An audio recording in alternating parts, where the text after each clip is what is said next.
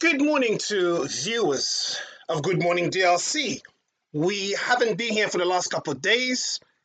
Technical problems, but now we are back. Just wanted to bring you up to date with what has unfolded in the last couple of days. Maybe you have already, or you are aware from other sources, but here just wanted to let you know that Rwanda has been under the scrutiny of the UN Security Council, and a resolution has been passed and adopted saying that it is Rwanda that is behind the M23 group, the rebel group that we call a terrorist group that has killed thousands of people recently here in Goma, and now they are in Bukavu. They are advancing towards Ituri. What has happened here is that all the 15 member countries, they have unanimously condemned Rwanda for its atrocities, for its involvement, deployment of its military in another country, breaking a sovereignty, a territorial sovereignty of another nation. So they have acknowledged the fact that it is Rwanda that is supporting Nanga and the M23. Remember this, I said this in my previous videos. When we say Nanga, you have to remember this. Nanga is only representing the previous president that was there, Joseph Kabila. Joseph Kabila is the one who is controlling what Nanga is doing and what the M23 is doing. And this is what the President Tshisekedi said recently. And behind the Kabila is the man Kagame, because he's the one who put him in power.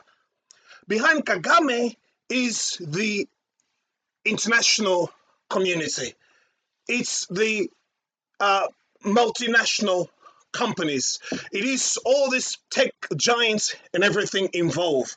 So Kagame is not here doing this in isolation. Otherwise, he would already have been sanctioned long time ago. But because you have the European Union, which had recently signed a protocol for refinery for rare minerals that Rwanda doesn't have, now the international community have agreed that, okay, now we've been exposed. What we're doing in secret is now in the open. Everybody can now see it. We can see how Rwanda troops are in the DRC. They are killing. So let's back away and let's continue to hide, because our man Kagame is now exposed. And so they passed this resolution. What does that mean? It means this: they've ordered Kagame to take his troops out of the DRC. Not only that, but they have to cease the ceasefire that has been called out. The question is, will Kagame adhere? Will he listen?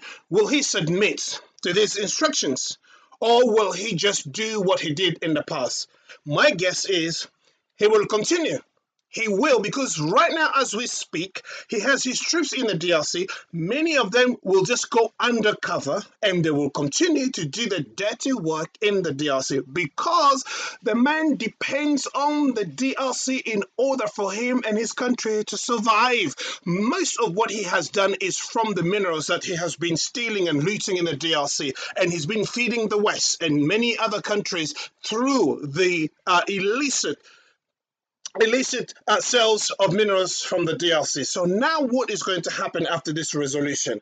We are waiting to see, but Kagame has already made it clear he would not submit to sanctions. He's fighting for his survival and his existential there is an existential threat for him and his people, which I find ludicrous. It is unbelievable that a man can lie the way he does. This is unbelievable. Now they are in Bukavu. They are in Goma. Have they now captured any of the FDLR that they're talking about? No. Now he's got his man there. He's got his soldiers there. What he wants to do is occupy so he can actually continue to loot the country. And this is wrong. France is one of the countries that was always backing Rwanda, But now it has come in the open to acknowledge the fact that it is Rwanda that's causing problems in the DRC. France has been kicked out of many countries in Africa. So now they're saying to themselves that they must do whatever so they can get a foothold in the Congo. But they will not succeed. Here we wait. We want to see what will happen. These people have suffered a lot. 12 million people have already died since the brawl broke out.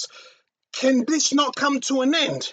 Maybe, just maybe, but the Congolese people should never rely on the Security Council's resolution, because they need to know the people that are behind the walls of this country is the MONUSCO, is the Security Council, is the international community. They decide to turn a blind eye when people were being killed. But now they've been exposed to the world. They've made that decision. It's better late than never, but we need to see what happens. Pressure must amount until Rwanda troops retreat and get out of the country. They need to boot them out, and the DRC needs to become one again so that these people can actually live peacefully. I'll bring you more information as they unfold. If you haven't subscribed, please subscribe and share. Many thanks for listening. Thank you.